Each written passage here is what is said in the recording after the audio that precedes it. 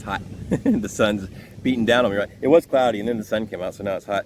So what that sexual trauma did for me is it created some strengths. It made me want to stand up for myself and stand up for other people and not let that happen to other people. So I've always had a strong personality to stand against people. But when I grew up, I was also very small.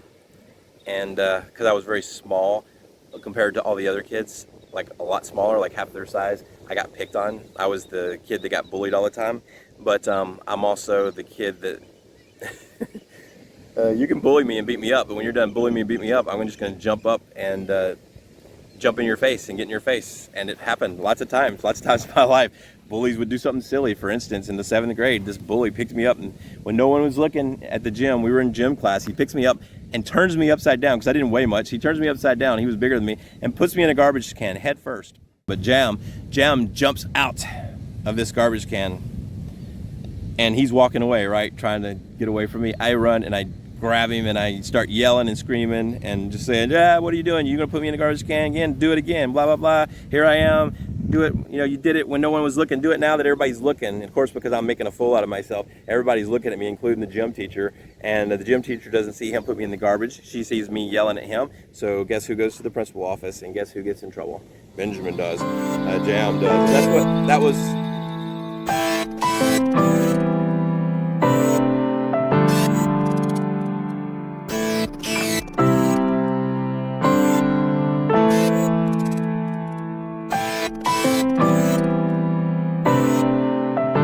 Story after story, and that also has happened in my adult life. People have bullied on me.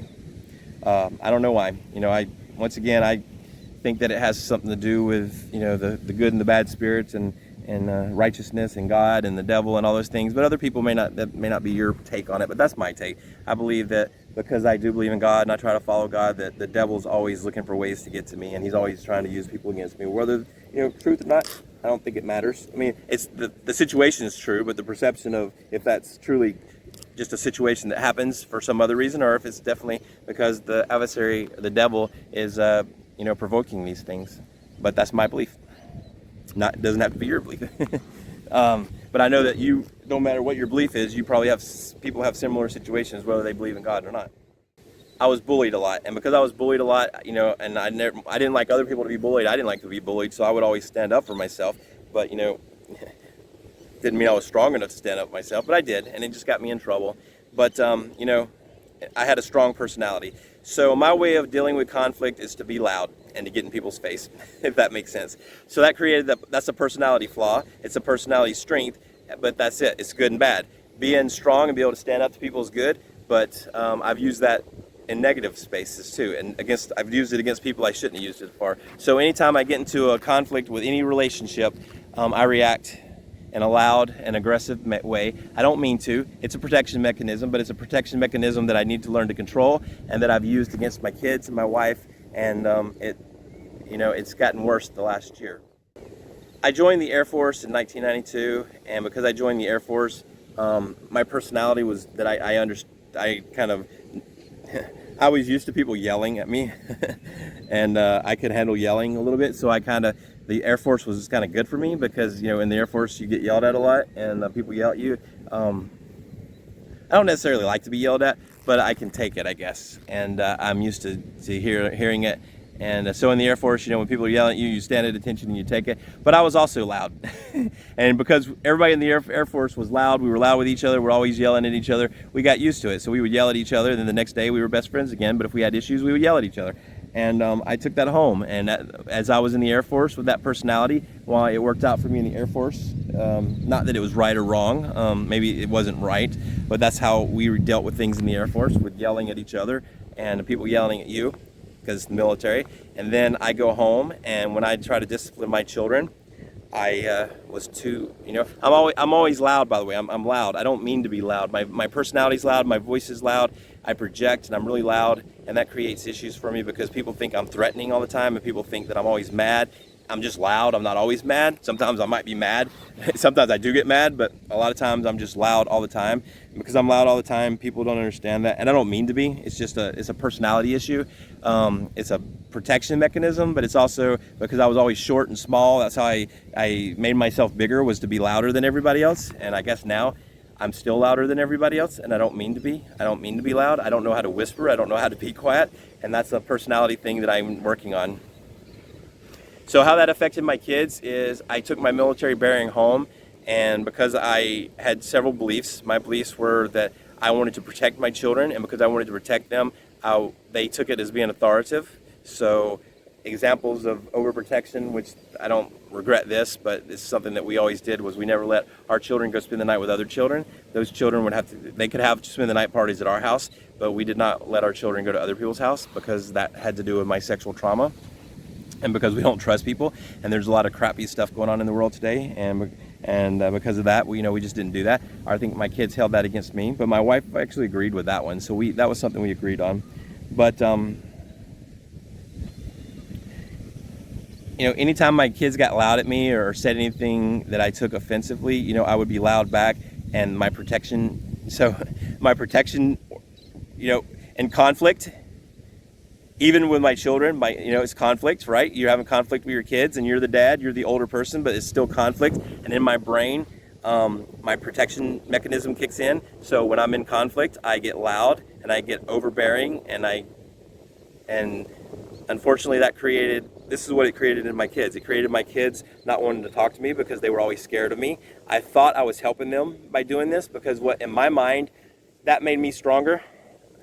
Being able to handle people yelling at you and just being able to deal with that, I thought my kids could handle yelling. So because I yelled at them, I was trying to make them stronger so that they would stand up for themselves, and that people yelling at them would not be an issue. Unfortunately, that's not what happened. What happened was me yelling and being loud, even though I was trying to help them because I thought it would make them better. Just like the military. In the military, you learn to get used to people yelling at you, and it makes you stronger, right? That's the intent. So that's what I did at home. I tried to be loud and over loud. I didn't mean to do it, but I was over loud and over aggressive, and I came off as mean to my kids, even though I loved my kids, and I do everything with my kids. I take my kids everywhere. I believe that I'm the best dad in the world because I believe I do more for my kids than most dads do. I take my kids everywhere. We go to Six Flags, we go to mountains, we go to national parks, we go do fun stuff, we ride scooters. I take them to the playground, I take them swimming. I try to do lots of stuff, and I always have been that dad that always wants to spend time with my kids, take them to the park, take them camping. But unfortunately, I'm also the dad that got mad and was over aggressive and over loud, and my children were scared of me. It created a situation where they didn't want to talk to me, where we can't sit down and have normal conversations because they're scared that things, and also maybe even that they say things and agree with me even if they don't want to. That's what they're telling me, that sometimes they said things to me that they didn't want to do just because if I'd asked them a question or want to talk to them, they would agree with me. And this is my wife accused me of this. I think it might be true some of the time. I don't think it's true all the time, but now it's true in every situation because of the situation me and my wife are in. But I think that sometimes the kids would just agree with me and do things when they didn't want to because I was overbearing, and it was easier than to get yelled at, I guess, is what people are telling me, and I'm starting to realize. But like I said, my military bearing, I was brought it home, and because it helped me to become a strong person and stand up for myself, I thought it would help my kids. But what it did was it created a situation where my kids and my wife resented me. It created a situation where my kids and my wife didn't want to talk to me, and when we try to have conversations, they don't feel like they can be open with me because they think they'll get yelled at. And it got to the point where my wife started telling me that you're not listening to me, everything I say is wrong, you're always overly aggressive, you're always mad at me, you don't love me, and it just went on. And none of that stuff was true. I mean, her perceptions, they're her perceptions, so they're true. But the reasons that I was doing those things was not because I didn't love her. She now accuses me, the things she says, I'm a monster, I'm a narcissist, I gaslight, and I purposely like to hurt people. I purposely yell at people because I like them to be hurt and in pain, and it makes me happy. And that's all lies. None of that's true. That's her perception, and she has a right to her perception, but I don't do those things because of that. But we'll talk more about that in the next video. But anyway, that's where we're at with the traumas in my life and how it's affected my relationships. And let me just go ahead and fast forward. So all of that, and plus the last 10 years, me being in aviation has been horrible because I love aviation. And because I love aviation, I'm overly excited about that, and that's how I always get my jobs, because I go into the job interviews and I'm just overly excited. But the problem is when I get to the airports, there's politics, and I work with cities and governments and counties and universities, and all these people have political things. And yeah, I'm excited, I'm ready to move forward and do all this stuff, but there's always processes and people that don't understand my excitement for aviation, because they don't understand airports or aviation like I do, because that's not their thing. They're politicians, even though they are in charge of the airports. They're not necessarily the experts in aviation. That's why they hire me. But my enthusiasm and my love of airports, you know, I think it was probably too much for some people. I would think they thought I was overbearing and didn't believe that maybe they thought I was making stuff up, and it created situations. And I'm not a politician, and I don't necessarily want to be a politician, but I needed to learn how, and I did try, but it created some issues in my airport management career. And I didn't do, you know, I wasn't able to accomplish my goals or do a lot of good, and that happened for about 10 years. So 10 years in my aviation career was you know, having to move a lot and move to different airports and have a lot of different issues and have people always telling me to do stuff that was wrong. And unfortunately, when you work at an airport manager, you have Federal Aviation Administration rules and regulations, and those are our guidelines. So the federal government has rules for airports, but the people who own airports are local governments, and local governments don't necessarily want to do what the FAA says or do what the federal government says. So my supervisors who are local governments are always telling me to do stuff against the Federal Aviation Administrations, but as an airport manager, I can't do that, because I would be personally held responsible, and that's not the way airports should be run. We have to go by the rules and regulations that are set out for us. But you know, local city, county governments didn't understand that, and that created issues. It caused a lot of stress in my life the last 10 years. So that stress built up until the last year, where I decided not to be in aviation for a while. So that's why I took a time off and went and worked in the therapy program with wilderness therapy with kids. So I did that for the last year. But that was good and bad, because that opened up some of my traumas from my childhood, and I started to be depressed. And you know, the fact that I wasn't able to keep my aviation jobs was still inside of me. The fact that I had all this built up from my traumas, plus the fact that I started to see that my kids resented me. And here, it's a cycle. There's a cycle here that I want to say to you guys. Because I did not love myself, because of all the bullies in my life, and because of my sexual trauma, I did not love myself, and I did not think I was worthy sometimes of people's love. But I wanted to be loved. I wanted to be loved, and sometimes my personal traumas created a wall where I couldn't see that people were trying to show me things or love me. So it created a wall, and I didn't see things, or I didn't understand things properly. So it created communications issues. So people would say something to me, and I would misinterpret it, and I would say stuff to them, and they would misinterpret it. And this was a spiral over and over for the last few years. I started to see that my kids resented me for things, because I couldn't keep a job, because I was having my personal issues and depressed. My wife started to resent me. They started blaming me for things, and I don't think it was probably as bad as I thought, but once again, I wear my heart on my sleeve, and because my family was having problems, I started to take their problems in. I was having my own problems, so I started taking my problems in, and eventually it created an issue where I was blaming my family and getting upset easily, being very stressed out, being overly aggressive and loud, and at times saying things that I didn't even know I was saying, because my blood pressure got to 140, and when I get to that point, I say stupid stuff. Stuff just starts coming out of me, all this anger and issues. I don't even know where it comes from. I mean, it comes from my stress and my past, but it did. And then my family started to see this, and because I was creating this, so it started feeding on it. You know, it's like pouring gas on a fire. I was pouring gas on the fire, my family's pouring gas on the fire. All of my negativity was making my kids negative. Because I was depressed, my family couldn't relate to me, even though I was sitting down telling my wife I'm depressed and I need help. I don't know how to get help, and she was telling me she didn't know how to help me. It got to the point, guys, where it broke my heart, because I'm sitting here asking for help from my wife, who I know is stronger than me mentally, but because all this strife and stress in my life also was wearing on my wife, and that's what I realize now, is that all the things that were wearing on me were wearing on her, but she's always been stronger than me emotionally.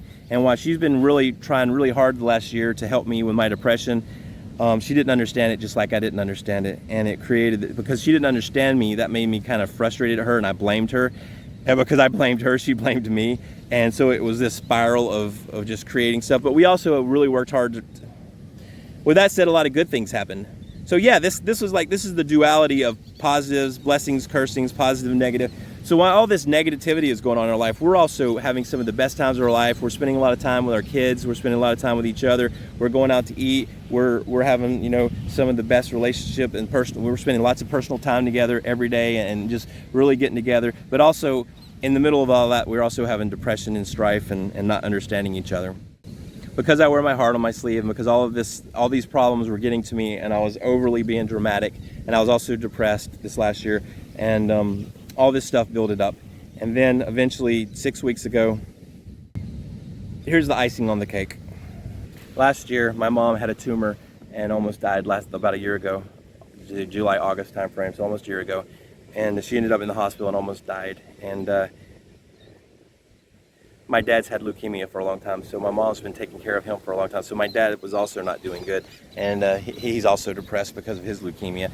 So my dad's been really sick lately, and I've been going home to see him. But when I go home and see him, he's really angry at the world because of his leukemia, and he has some of the same issues I have. He's blaming the world for his leukemia stuff, and he was upset because my dad's the type of person that needs to be out and about and doing things, and he's been in a chair for years, and my mom's had to help him she has to help him use the bathroom. She had to change him, give him baths, all this stuff, and he was very bitter, and I didn't like to go home, but I was going home, and that was starting to get to me that he was bitter because I wanted to fix my relationship with my dad, and I wasn't able to do that because of the bitterness, and he was bitter. I saw his bitterness because I wear my heart on my sleeve. His problems started to be my problems. When my mom was dying, her problems became my problems. I was trying to reach out to my family the last 6 months or so and try to find some conclusions, but it created more strife because people weren't understanding, and because I was being emotional and not another spiral. But that added to all of this. And then 6 weeks ago, a lot of things were going on in my family, including all that. And I was trying to talk to my family about some things, and we were getting ready to go on a trip, and it turned negative. And then I felt like my family was attacking me, and I got really upset and frustrated. And I told Stephanie, my wife, I was like, why are you not helping me, and why can't you help me? And she said, I don't know how to help you. Once again, here comes my blame. So I was like, well, you don't help me because you don't love me, and blah, blah, blah. So guys, I didn't love myself because of all this trauma, and I didn't love myself because of my anger of the world. And because I didn't love myself, I could not allow other people to love me. So I always felt like people didn't love me. I wanted love, guys. I'm a very loving person, and I want love, but I did not feel that people loved me. I felt like people resented me, and in a way they did. But this spiral just created worse and worse and worse issues until we come to this bowling point of me and my family sitting in the front yard, and we were trying to have a good conversation, and then all this, it was actually trying to make a Jams video about Bigfoot, and it turned into an argument, and it spiraled out of control, whereas my blood pressure went high, and I got so mad, and I was drinking Red Bulls because I was supposed to be leaving to go to Arkansas, and I was drinking a Red Bull, and then I drank another Red Bull, and then because my blood pressure went high, I didn't know what to do, so I had some whiskey, and I drank some whiskey because I was trying to find something that would numb me a little bit and help me calm down, and it had the opposite effect. Because all the kids were frustrated, and I was yelling, and I started to get really loud and I didn't know what I was saying, guys. I zoned out of my body for a while, and because I had that caffeine and alcohol in me, and also I had a bottle of caffeine pills, and I'm not even going to tell you what I was thinking. I had caffeine pills to go with me on my trip and so I had them on the table. I just grabbed that bottle of caffeine pills and took all the pills that were in that bottle. So all that caffeine went into my system, and when that caffeine hit the alcohol, it was a lot of caffeine. I think I overdosed on the caffeine, and that did not help my blood pressure.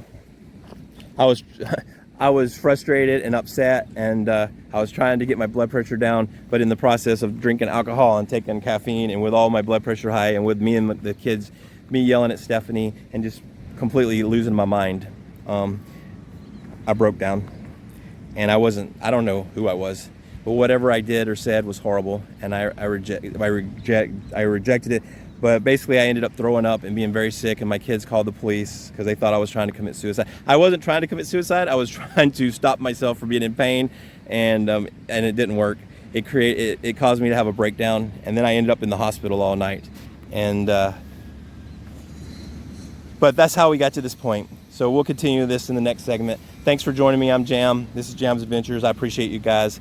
The next segment, we'll just continue this conversation. So please like and subscribe, and we'll see you guys next time.